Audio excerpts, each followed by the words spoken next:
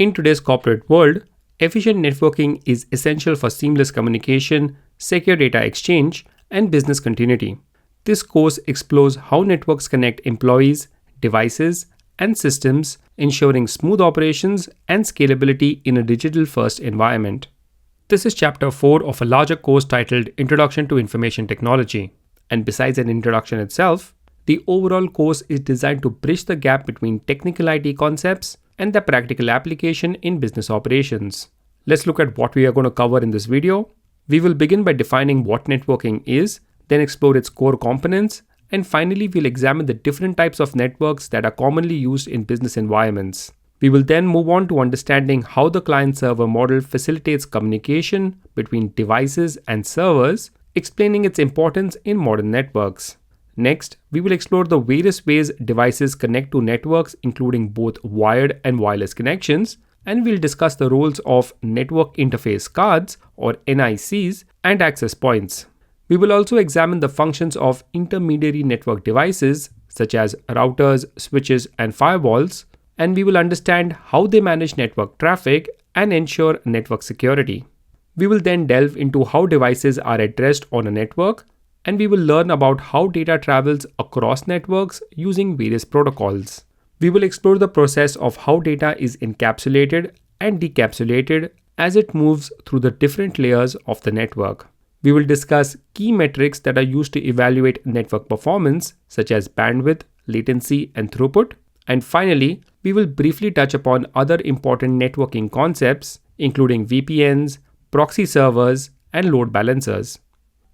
Let's start with what is networking. Networking is how computers, devices, and systems connect and communicate with each other to share data and resources. So for example, when you send a business email to a person in another organization, your computer connects to your organization's mail server over the corporate network or internet. The mail server then transmits the email over the internet to the recipient's mail server. The recipient retrieves the email using their email client, which connects to their mail server over their corporate network or the internet. Networking is what makes this entire transmission possible, defining how data travels between devices, ensuring the message reaches the right destination, and enabling seamless communication across different systems and locations. Networking relies on three core components. We have devices. These include hardware components like computers, servers, routers, switches, and smartphones that connect to a network and communicate with each other. We have network media. These are the physical or wireless channels through which data travels, such as Ethernet cables, fiber optics, or Wi-Fi signals. And we have protocols. These are the rules and standards that define how data is transmitted and received across a network, such as TCP/IP, HTTP, and Wi-Fi protocols. In the world of business IT, there are two main types of networks that help businesses communicate and share data. These are LAN, which stands for Local Area Network, and WAN, which stands for Wide Area Network. Let's start with LAN. LAN connects devices in a small localized area like an office or campus. It's great for quick, easy communication and file sharing between devices within the same location. So for example, in a typical office, all the computers, printers, and other devices might be connected through a LAN, allowing employees to share documents and resources effortlessly. A WAN or Wide Area Network connects devices over a much larger area, such as different cities, countries, or even globally. It's perfect for businesses that have multiple office locations or need to connect remote employees. For instance, if your company has offices in New York, London, and Tokyo, a WAN allows seamless communication and data sharing between these locations even though they are far apart. The most common example of WAN is the internet. So in short, LAN is for local, fast, and easy connections, while WAN helps businesses communicate over long distances, ensuring connectivity across multiple locations. The client-server model is a networking architecture where multiple client devices, such as computers, smartphones, or tablets, request services or data from a central server. The server is a powerful computer or system that processes these requests and responds accordingly. This structured approach allows businesses to manage resources efficiently, ensuring security, scalability, and reliability. So, how does it work? The client-server model operates in a structured request-response manner. So first the client sends a request. So here the client device initiates communication by requesting a service such as accessing a website, retrieving a file, or using an application. Then the server processes the request. The server receives the request, checks permissions, and retrieves or processes the required data. And then the server sends a response. So the requested information is sent back to the client, allowing the user to interact with the service. This interaction happens within milliseconds, making business operations smooth and efficient. Now let's look at how devices connect to a network. Each device that connects to a network has a special component called a Network Interface Card or NIC. The NIC allows the device to send and receive data over the network. Now, there are two main ways for devices to connect. And remember, we had seen these connection types in our section on hardware as well. So first up is wired connection. This uses Ethernet cables to provide a reliable and fast connection. Wired connections are often used for desktops or servers in offices where speed and stability are critical. We also have wireless connection. This method uses Wi-Fi, allowing devices like laptops, smartphones, and tablets to connect to the network without the need for physical cables. This is ideal for flexible workplaces or situations where people need to move around but still stay connected to the network. And there are other types of wireless connections besides Wi-Fi, such as cellular, Bluetooth, and infrared. In larger offices, you will find an access point which helps extend the Wi-Fi coverage to ensure that devices stay connected even if they are far from the main router or in different rooms. This keeps the connection strong and stable across larger areas. Intermediary network devices play key roles in managing data flow and protecting your network. Let's take a look at three important types. A router connects different networks together and directs the data traffic between them. For example, in an office, the router links your internal network to the internet, allowing everyone to access websites or use online services. A switch connects multiple devices within the same network, such as computers, printers, and servers. It helps the devices communicate efficiently by directing data to the right place, ensuring everything runs smoothly without delays. A firewall is a security device that sits between your internal network and the internet or other external networks. It monitors and controls the traffic coming in and out, blocking unauthorized access and protecting the network from potential cyber threats. Sometimes, firewalls are configured to block specific websites such as social media sites like Facebook to ensure productivity and security. If you try to access a blocked site, you might receive a 403 forbidden or access denied error message. This means the firewall has actively blocked the site based on company policies. If you absolutely need to access a blocked site for business purposes, you would need to request IT support. The IT team can review the site's necessity and, if deemed appropriate, modify the firewall settings to allow access either by whitelisting the site or adjusting the security rules, and only then would you be able to access the site.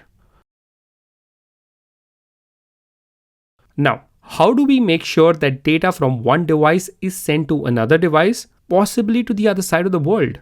This fundamental challenge is similar to the challenge faced by the postal system. So let's ask the same question again. How do we send a postcard from one side of the world to another where the postcard is analogous to data in networking? The postal system solves this with two key components: unique addresses, where each sender and receiver has a unique address, ensuring the postcard reaches the correct location. In networking, this is achieved through network addressing. And we have delivery rules, which are a set of rules that governs the postcard's journey from packaging to routing and final delivery. These rules are called protocols in networking. Now let's expand on these two concepts. Let's start with network addressing. Just as a postal address specifies country, city, street, and house, network addressing provides unique identifiers for devices. We have IP addresses. IP addresses are unique numerical labels assigned to each device participating in a computer network for communication.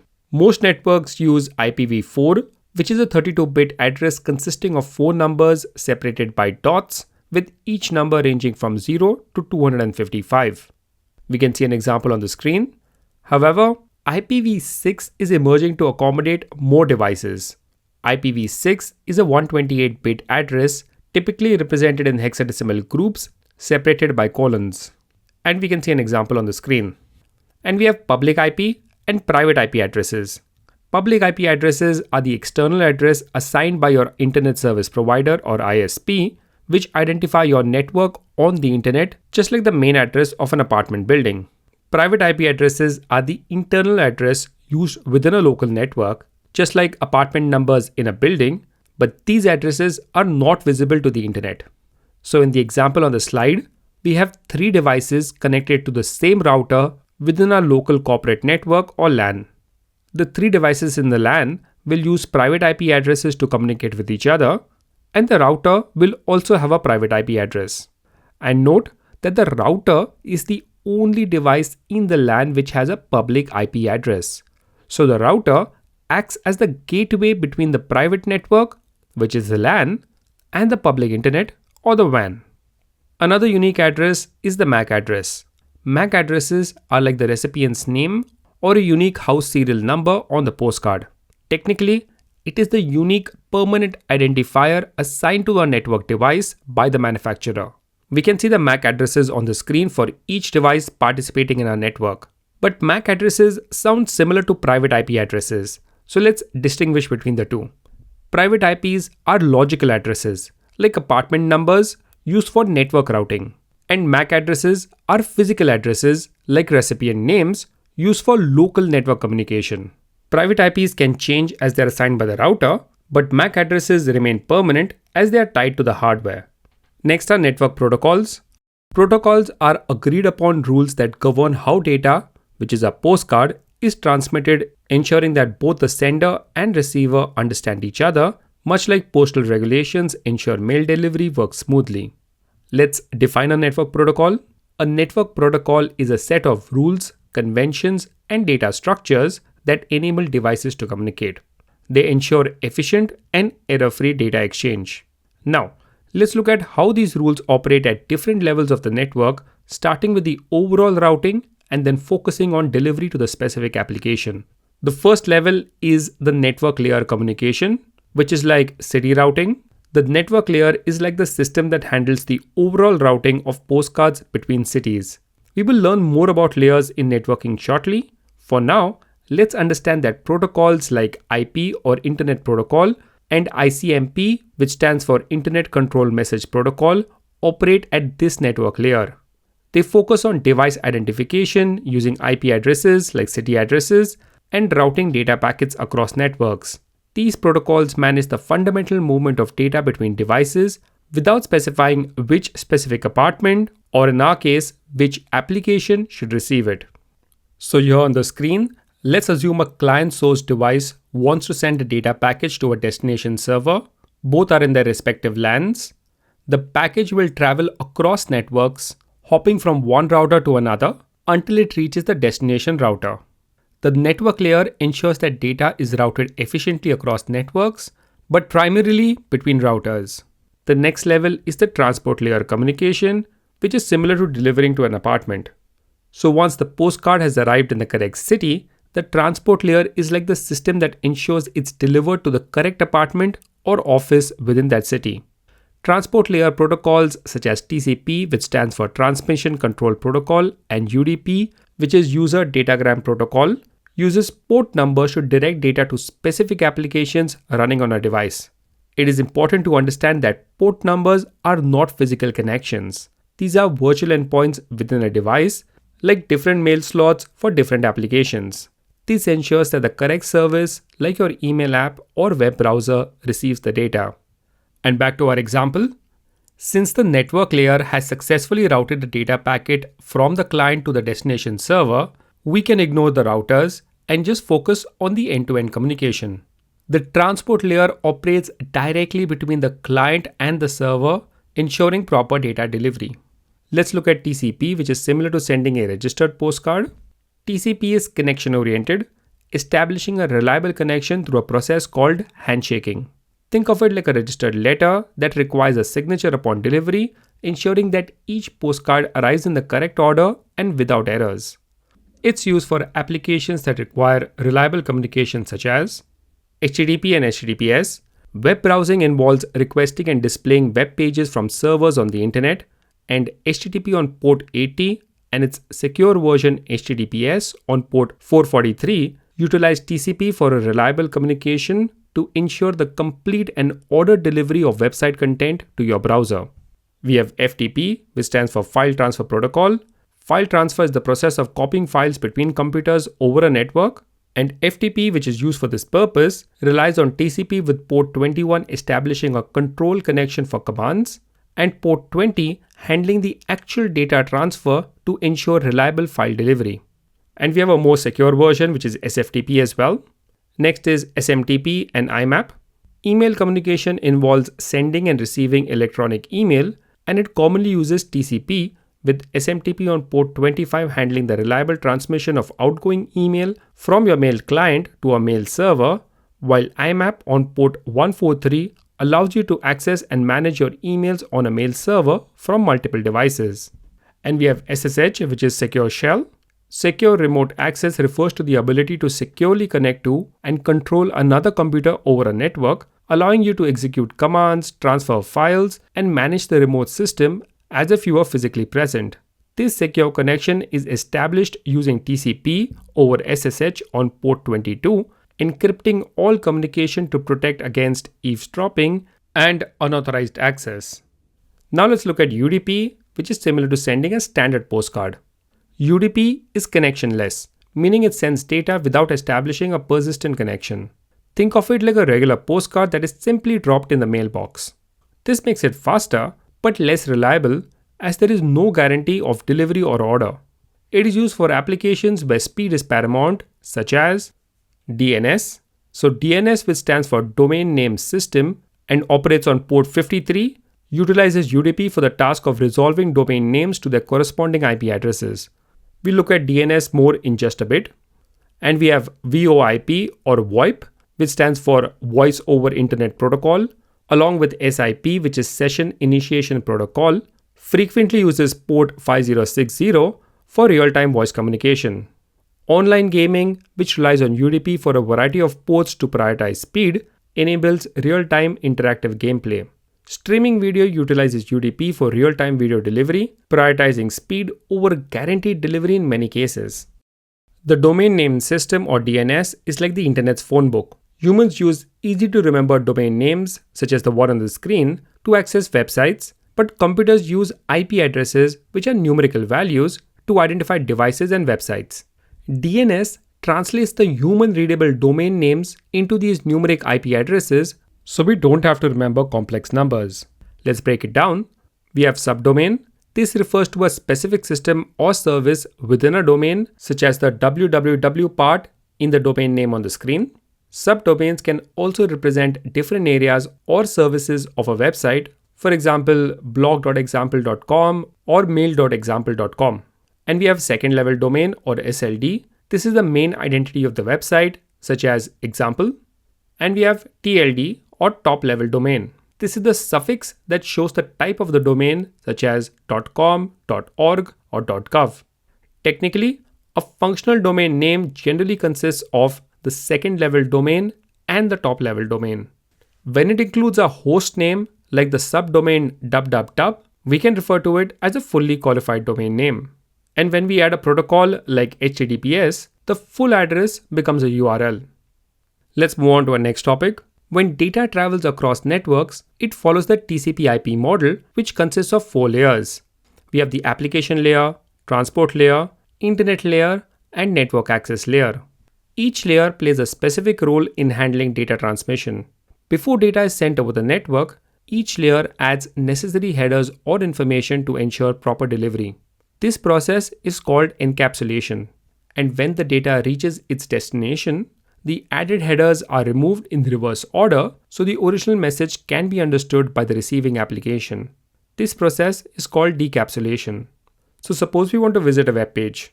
Let's see how an HTTP GET request travels across the network from a computer in a local network to a website on the internet, passing through a router with a public IP. Let's start with the application layer. At the top layer, the web browser, which is a client software, sends an HTTP GET request to retrieve a web page from a website. The application layer ensures that data is formatted correctly for transmission. This includes specifying the resource being requested and the relevant headers. We have an example on the screen. Note if you are sending an image, the actual image data would be a long string of binary code which is not shown out here. Next is the transport layer. The transport layer encapsulates the request inside a TCP segment. TCP adds headers that include source and destination port numbers, sequence numbers, and other information needed for reliable delivery. For the source port, a random port number is chosen by the operating system on the client's computer, and the destination number would be 80, which is a standard port for HTTP. And we can see an example of the TCP segment on the screen. Next is the internet layer.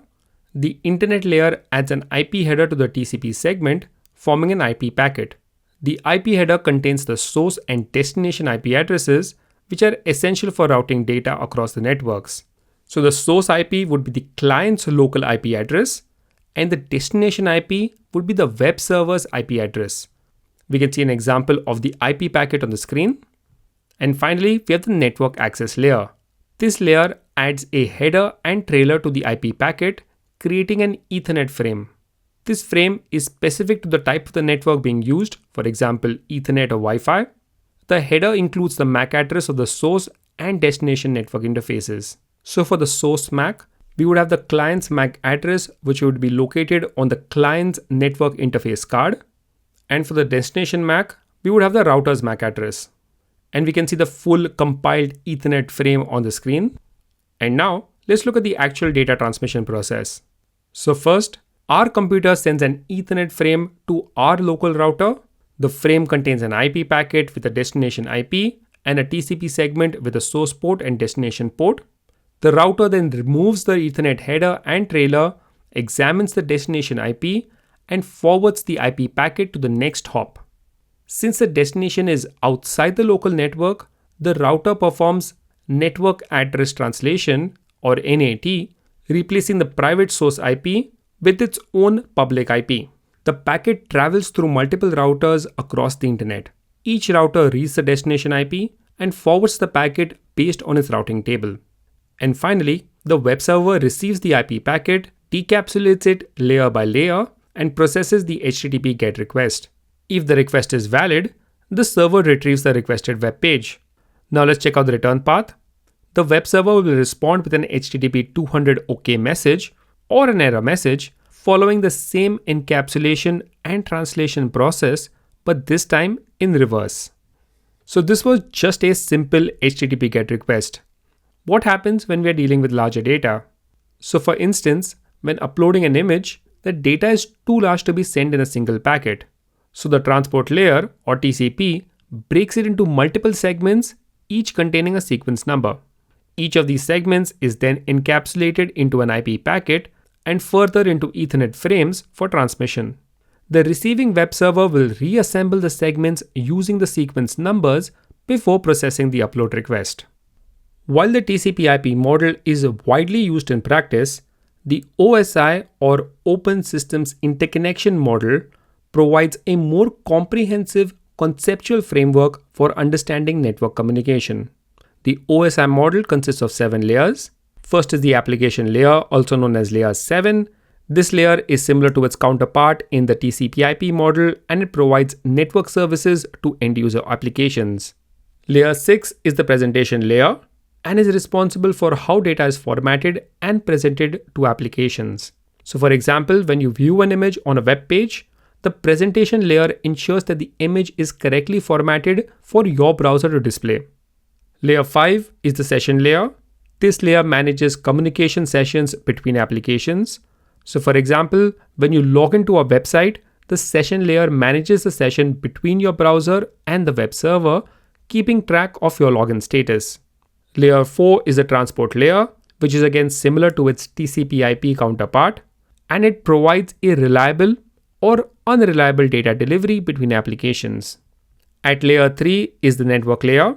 Again, similar to TCP, it handles logical addressing and routing of packets. At layer 2 is the data link layer, which is similar to the TCP/IP network access layer, and it handles physical addressing and error detection within a local network. Finally, at layer 1 is the physical layer, which defines the physical characteristics of a network, such as cables and connectors. Let's look at some key differences between the TCP/IP and OSI models. The TCP/IP model is a practical model developed for the internet, focused on functionality and implementation. The OSI model is a theoretical model developed as a standardized framework for network communication, focusing on defining clear layers of abstraction. The OSI model is primarily used for educational and reference purposes, helping to understand the concepts of network communication. Now, let's look at some key metrics to measure network performance. Network performance directly impacts how efficiently businesses can operate and how users experience digital tools. To evaluate network performance, we look at few key metrics. First is bandwidth. Bandwidth measures the maximum amount of data a network can handle at once. It's typically measured in Mbps or megabits per second, or Gbps, which is gigabits per second. Think of it like the size of a highway. The larger the bandwidth, the more data can flow through at the same time. Next is latency. Latency refers to the delay in data transmission, measured in milliseconds. Low latency means data travels quickly, leading to faster communication, while high latency creates delays. In the slide, latency is the time it takes for data to travel from point A to point B on a network, such as from your laptop to the server of a website you're trying to visit. For example, in video calls, high latency causes delays between speech and response. Throughput is the actual amount of data successfully transmitted over a network. This depends on both the available bandwidth and network congestion, so even if bandwidth is high, poor conditions can reduce throughput. On the slide, a packet of data is represented by a car. The more cars on the highway, the greater the congestion. So imagine you have a 100 Mbps internet connection at home. This is the bandwidth. If 10 devices are connected and actively using the internet for streaming, browsing, or downloading, the throughput will likely decrease because the available bandwidth is being divided among all those devices. As we wrap up the chapter on networking, let's briefly look at few additional key concepts that will help clarify how business networks function. First up is VPN, which stands for Virtual Private Network. A VPN is a type of network connection that allows you to securely connect to another network over the internet. It's like having a private, secure tunnel for your data to travel through, protecting sensitive information when you're working remotely or on a public network. Then we have remoting. Remoting, or using Remote Desktop Protocol or RDP, is a way to access your work computer from any location. It allows you to see and control your office computer as if you were sitting in front of it, even if you're located far away. Then we have proxy server. A proxy server sits between your device and the internet. Imagine a proxy as a middleman. When you make an internet request, the proxy first checks it, making sure it's safe, and then forwards it to the internet. Proxies are used for security, privacy, and controlling internet access within organizations. And let's look at the last topic, load balancer. A load balancer helps distribute the workload by sending requests to different servers, ensuring no server gets overloaded. For example, think of a busy restaurant. If all customers were directed to one waiter, the service would be slow. Instead, the restaurant divides customers among different waiters. Similarly, the load balancer evenly distributes data traffic across servers, ensuring the service, such as a website, remains fast and accessible even when there is a lot of traffic. Alright, let's wrap up. To summarize, we have covered the essential elements of networking and their significance in a business environment. Here are the key takeaways.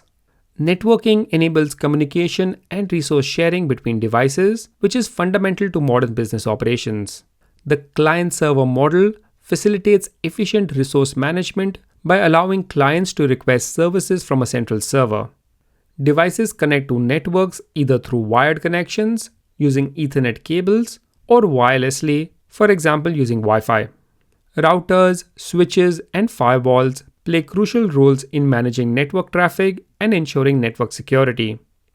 IP addresses and MAC addresses are used to uniquely identify devices and networks, ensuring data reaches its intended destination.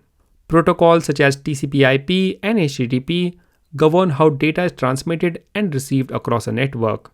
Data is encapsulated and decapsulated as it travels through the different network layers, ensuring proper delivery and interpretation. Bandwidth, latency, and throughput are key performance indicators that help businesses evaluate and optimize their network performance.